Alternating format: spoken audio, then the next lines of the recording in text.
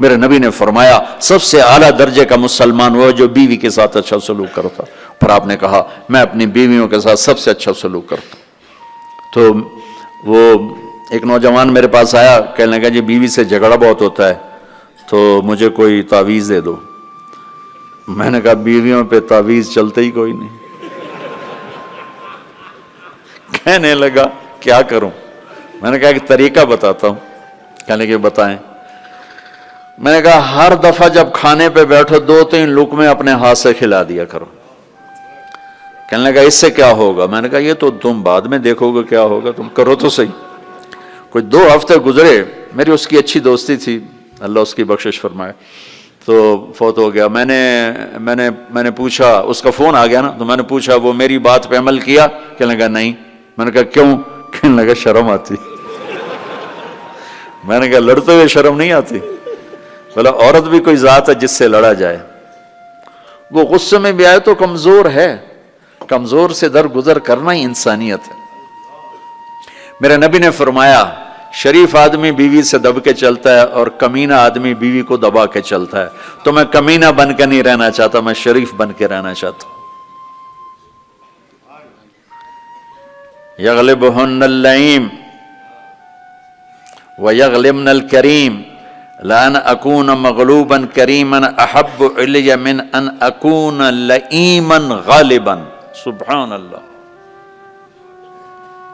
کہ میں شرافت والا بننا چاہتا ہوں, کمینہ نہیں بننا چاہتا.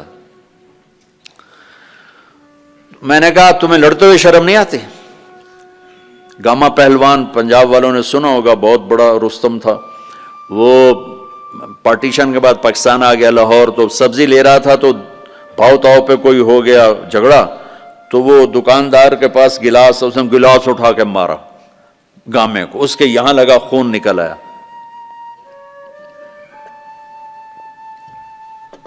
اس نے چپ کر کے پگڑی کھولی اور نیچے سے یوں اس کو لا کر باندھ کے چل پڑا. تو لوگ انہوں نے اس کو پکڑ لیا, پہلوان جی اے ماڑا جا بندہ تو مار گیا, تسی انہوں آکھی کچھ نہیں, تسی تو پہلوان. کہنے لگا ماڑے نو مار دیا شرم آتی. وہ کہنے لگا کمزور کو مارتے ہوئے شرم آتی. تو عورت پہ ہاتھ اٹھانا یا گالیاں دینا, اس کے ماں باپ کو گالیاں دینا, یہ تو جانوروں کا کام ہے, انسانوں کا کام تو نہیں ہے. میں نے کہا کر اور مجھے بتا. کوئی 2 گھنٹے بعد اس کا فون آیا کہ مولانا صاحب کمال ہو گیا. میں کیا ہوا؟ کہ میں نے اس کے منہ میں لقمہ ڈالا, وہ منہ تھے کھلے رہ گئے, منہ کھلے رہ گیا. مجھ سے کہنے لگی تو خود تو کر نہیں سکتا, کس نے تمہیں یہ سکھایا ہے؟ کس نے سکھایا؟ اس نے کہا مجھے مولوی طارق جمیل نے سکھایا. انہوں نے ایسے جولی اٹھا لی. اللہ مولوی طارق جمیل اور اس کے بچوں کا بھلا کرے جس نے تمہیں انسان بنایا. اپنے گھروں کو آباد کرنا ہے تو اخلاق اچھے کرو, بول میٹھا کرو. بچے ساتھ ہیں ان کو محبت سے لے کے چلو. آپ ایسے دیس میں ہو جہاں ہمارا دینی ماحول نہیں ہے, آپ کو بنانا پڑے گا. اور دینی ماحول بنانا ماشاءاللہ بہت مسجدیں دیکھیں, مدرسے دیکھے, بہت خوشی ہوئی, لیکن ماحول بنانے کے لیے کچھ اور بھی ہے. محبت دو. علماء سے کہتا ہوں آپس میں پیار و محبت کی فضا قائم کرو. شدت پہ نہ چلو, نرمی پہ چلو, فتوے بازی پہ نہ چلو, محبت سے چلو. اختلاف رائے کرو, پر اختلاف رائے کو کفر تک پہنچا دینا, حرام تک پہنچا دینا, یہ اہل علم کا کام نہیں ہے. اہل علم ہوتے ہیں جو حلیم ہوتے ہیں, وقور ہوتے ہیں, اور وہ درگزر کرنے والے ہوتے ہیں, محبت کرنے والے ہوتے ہیں, معاف کرنے والے ہوتے ہیں, برداشت کرنے والے ہوتے ہیں. چھوٹی چھوٹی باتوں پہ فتویٰ بازی, اس سے بچو. اللہ تعالیٰ نے جو ہمیں یہ تبلیغ کا کام دیا ہے, اس میں آپ سب سے نیت کرواتا ہوں کہ 4 مہینے لگانے کی ساری نیت کر لو. کرتے نا نیت انشاءاللہ.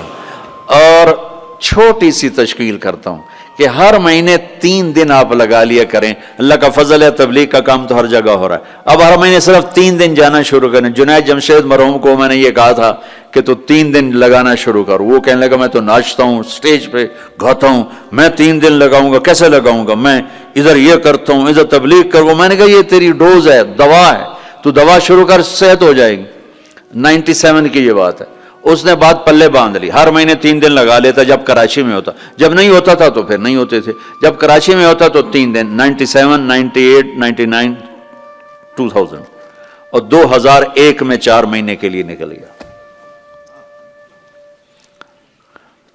تو آپ سب مجمع ماشاءاللہ نوجوانوں کا ہے، 3 دن لگاؤ گے، ٹھیک ہے نا؟ اور اگر کوئی اس مجمع میں کسی سے ناراض ہے تو اٹھنے سے پہلے ہی اس کو معاف کرے، اگر یہیں موجود ہیں تو گلے لگے، اور وہ موجود نہیں ہے تو وہاں جا کے اس کے گلے لگ جائے اور اس سے معافی مانگ لے. معافی مانگو گے اللہ آپ کو معاف کرے گا. کسی 2 مسلمان کا آپس میں بائیکاٹ نہیں ہونا چاہیے، کسی 2 مسلمان کا آپس میں بول چال بند نہیں ہونا چاہیے. بیوی سے ناراضگی ہو تو بیوی سے صلح، پتہ کیا نتیجہ نکلتا ہے؟ جب آدمی بیوی سے صلح کرتا ہے تو اللہ اس پر اتنا خوش ہوتا ہے، ان کے پچھلے سارے گناہ معاف کر دیتا. تو سارے بھائی نیت کرتے ہو نا؟ لگاؤ گے نا 3 دن؟